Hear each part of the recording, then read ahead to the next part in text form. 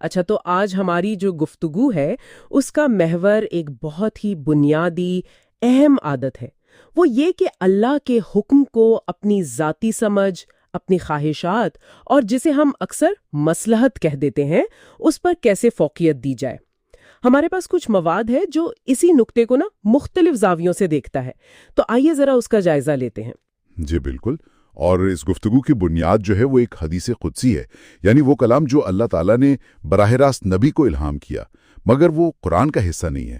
اس میں اللہ تعالیٰ فرماتا ہے، اے آدم کی اولاد، میرے حکم پر عمل کرو اور مجھے یہ مت سکھاؤ کہ تمہارے لیے کیا بہتر ہے۔ یہ بہت گہرا اصول ہے اصل میں۔ آج ہم اسی پر بات کریں گے کہ یہ زندگی میں رہنمائی کیسے کرتا ہے۔ تو مطلب یہ ہوا کہ جو اصل کشمکش ہے وہ انسان کی محدود سوچ اور اللہ کے لامحدود علم کے درمیان ہے؟ جی بالکل۔ ذرائع بھی شاید یہی کہتے ہیں کہ مسئلہ تب شروع ہوتا ہے جب انسان اپنی عقل سے یہ سمجھ بیٹھتا ہے کہ ارے شریعت نے جس چیز سے منع کیا ہے اس میں شاید کوئی فائدہ ہے، یا پھر یہ کہ اللہ کے حکم پر چلنا بظاہر بہت مشکل لگ رہا ہے یا نقصان دہ لگ رہا ہے۔ بالکل، اور یہ جو مصلحت یا فائدے کا تصور ہے نا جس کا آپ ذکر کر رہی ہیں، وہ ذرائع بھی واضح کرتے ہیں کہ اکثر یہ بہت سطحی ہوتا ہے۔ یعنی کیا؟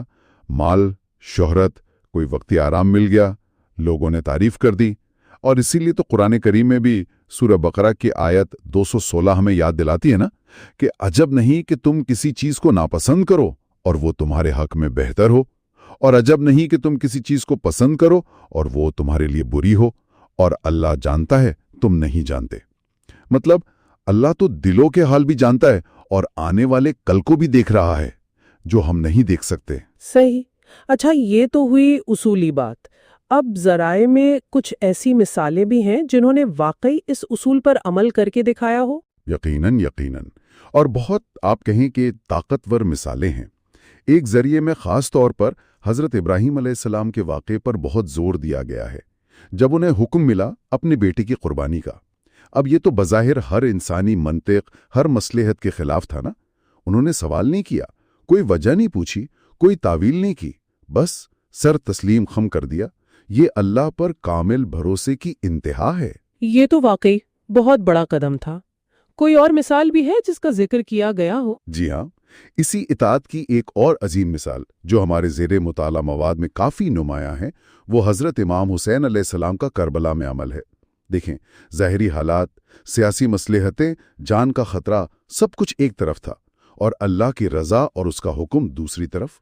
انہوں نے ہر چیز پر اللہ کے حکم کو مقدم رکھا۔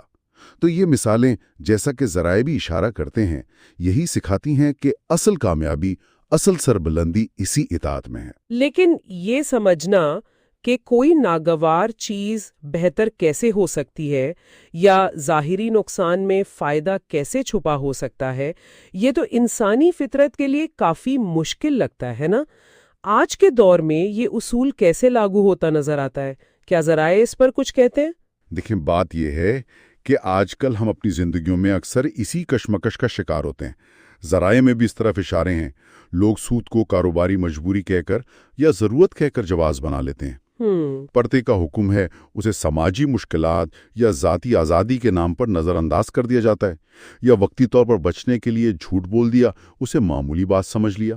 اصل میں یہ سب اسی ایک بنیادی مسئلے کی مختلف شکلیں ہیں، اپنی سمجھ، اپنی مصلحت کو اللہ کے حکم پر ترجیح دے دینا۔ تو اس کا مطلب یہ ہوا کہ یہ دراصل اللہ پر وہ جو توکل ہوتا ہے اس کی کمی ہے؟ بالکل، یہ اللہ پر توکل یعنی مکمل بھروسہ، اعتماد، اسی کی کمی کی نشانی ہے۔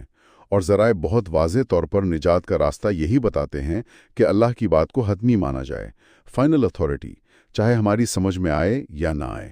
یہ یقین ہو کہ وہ بہتر جانتا ہے۔ جب بندہ اپنی خواہش، اپنی منطق، اپنی مصلحت، سب کچھ اللہ کے حوالے کر دیتا ہے نا، اور کہتا ہے کہ یا اللہ تو بہتر جانتا ہے، تیرا حکم سر آنکھوں پر، تو پھر اللہ کی طرف سے بھی، جیسا کہ ایک ذریعے میں بیان ہوا، ایسی مدد آتی ہے، ایسے راستے کھلتے ہیں جن کا انسان نے سوچا بھی نہیں ہوتا۔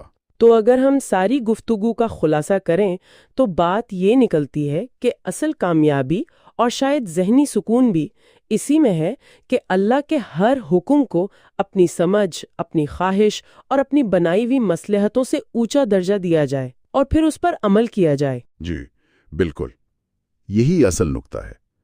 اور آخر میں ایک سوال جو ہمارے ذرائع سے ابھرتا ہے اور جو شاید سننے والوں کو بھی سوچنے پر مجبور کرے، وہ یہ ہے کہ اگر انسان واقعی اپنی اس محدود عقل اور ان خود ساختہ مصلحتوں کو اللہ کے لامحدود علم اور حکمت کے سامنے قربان کرنے کی عادت ڈال لے، تو اس کی اپنی زندگی میں خیر و برکت کے کون سے ایسے اندیکھے دروازے کھل سکتے ہیں جن کا اس نے کبھی گمان بھی نہ کیا ہو۔